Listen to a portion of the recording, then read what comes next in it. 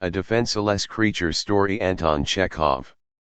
In spite of a violent attack of gout in the night and the nervous exhaustion left by it, Kistunov went in the morning to his office and began punctually seeing the clients of the bank and persons who had come with petitions. He looked languid and exhausted, and spoke in a faint voice hardly above a whisper, as though he were dying. "What can I do for you?" he asked a lady in an antediluvian mantle, whose back view was extremely suggestive of a huge dung beetle. "You see, Your Excellency," the petitioner in question began, speaking rapidly, "my husband Shikin, a collegiate assessor, was ill for 5 months, and while he, if you will excuse my saying so, was laid up at home, he was for no sort of reason dismissed, Your Excellency, and when I went for his salary they deducted, if you please, Your Excellency, 24 rubles 36 kopecks from his salary." "What for?" I asked. "He borrowed from the club fund, they told me, and the other clerks had stood security for him." "How was that? How could he have borrowed it without my consent?" "It's impossible, Your Excellency." "What's the reason of it?"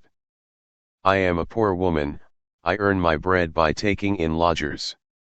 I am a weak, defenceless woman. I have to put up with ill usage from everyone and never hear a kind word." The petitioner was blinking, and dived into her mantle for her handkerchief. Kistunov took her petition from her and began reading it. "Excuse me, what's this?" he asked, shrugging his shoulders. "I can make nothing of it." "Evidently you have come to the wrong place, madam. Your petition has nothing to do with us at all. You will have to apply to the department in which your husband was employed." "Why, my dear sir, I have been to 5 places already, and they would not even take the petition anywhere," said Madame Shikin. "I'd quite lost my head, but, thank goodness, God bless him for it, my son-in-law, Boris Matveyevich, advised me to come to you. You go to Mr. Kistunov, Mama, he is an influential man, he can do anything for you." "Help me, Your Excellency." "We can do nothing for you, Madame Shikin. You must understand, your husband served in the Army Medical Department, and our establishment is a purely private commercial undertaking, a bank. Surely you must understand that." Kistunov shrugged his shoulders again and turned to a gentleman in a military uniform, with a swollen face. "Your Excellency," piped Madame Shikin in a pitiful voice, "I have the doctor's certificate that my husband was ill. Here it is, if you will kindly look at it." "Very good, I believe you," Kistunov said irritably, "but I repeat it has nothing to do with us. It's queer and positively absurd. Surely your husband must know where you are to apply." "He knows nothing, Your Excellency. He keeps on, it's not your business." "Get away." "That's all I can get out of him." "Whose business is it, then?" "It's I have to keep them all."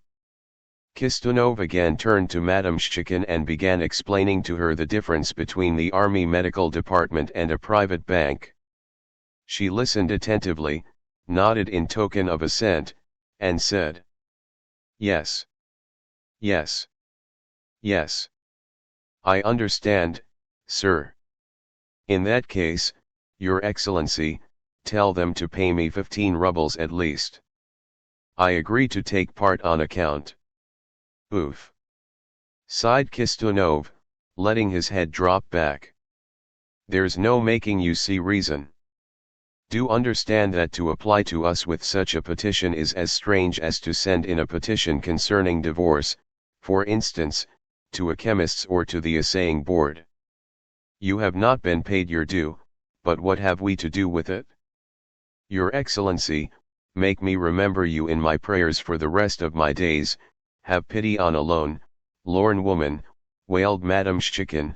"I am a weak, defenceless woman. I am worried to death, I've to settle with the lodgers and see to my husband's affairs and fly round looking after the house, and I am going to church every day this week, and my son-in-law is out of a job. I might as well not eat or drink. I can scarcely keep on my feet. I haven't slept all night. Kistunov was conscious of the palpitation of his heart. With a face of anguish, pressing his hand on his heart, he began explaining to Madame Shchikin again, but his voice failed him. "No, excuse me, I cannot talk to you," he said with a wave of his hand. "My head's going round. You are hindering us and wasting your time." "Oof. Alexey Nikolaevich," he said, addressing one of his clerks, "please will you explain to Madame Shchikin."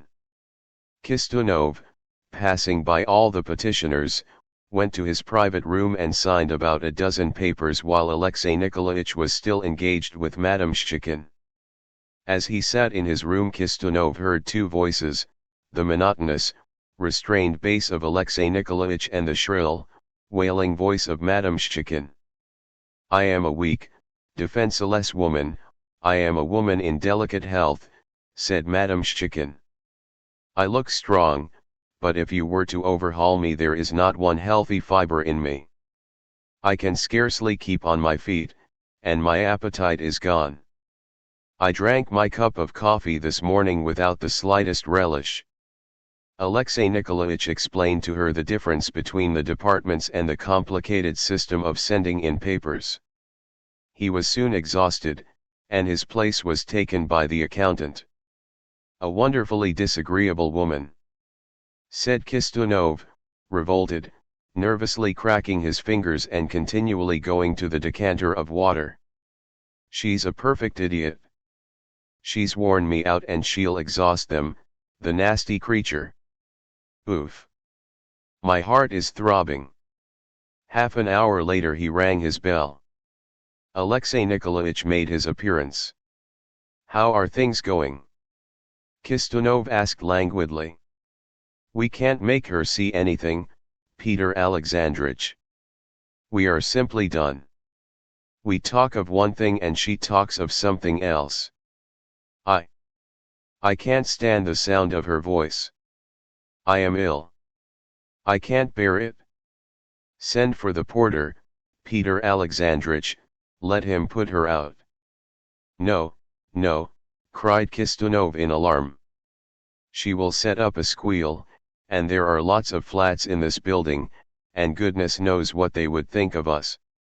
Do try and explain to her, my dear fellow."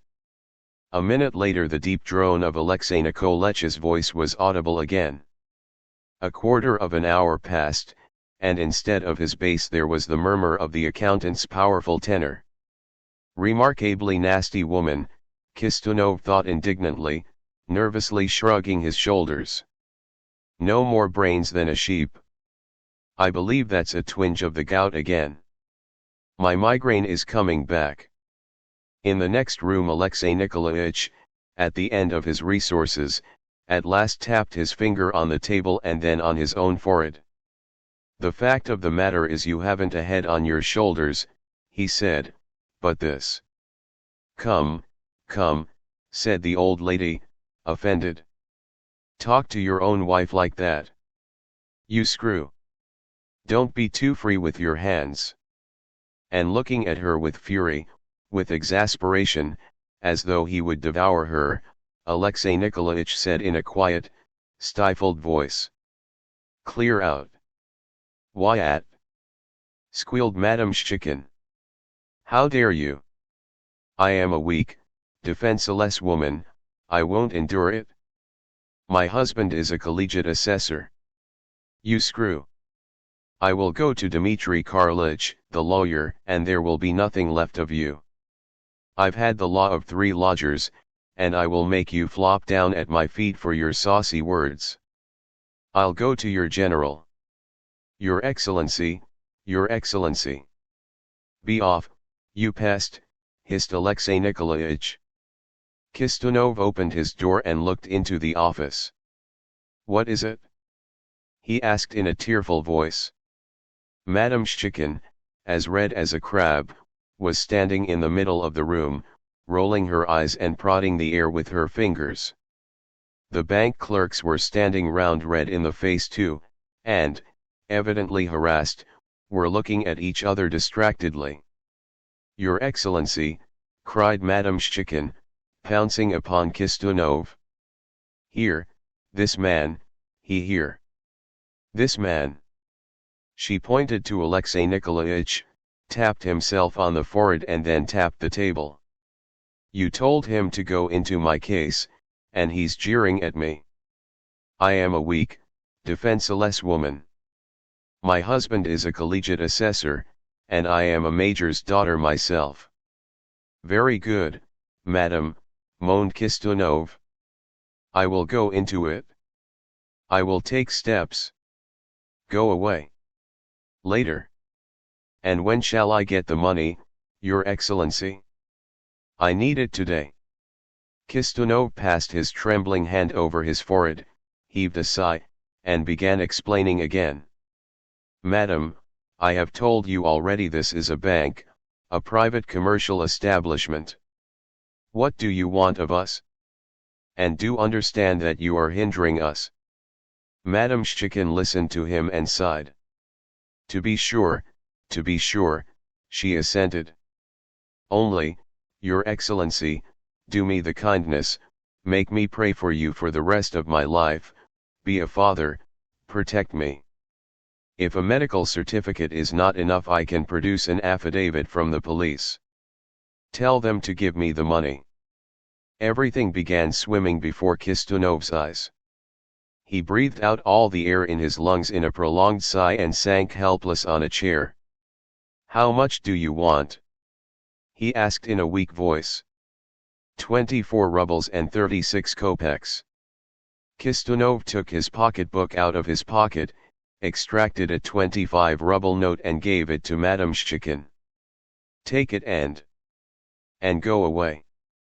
Madame Shchikin wrapped the money up in her handkerchief, put it away, and pursing up her face into a sweet, mincing, even coquettish smile, asked, "Your Excellency, and would it be possible for my husband to get a post again?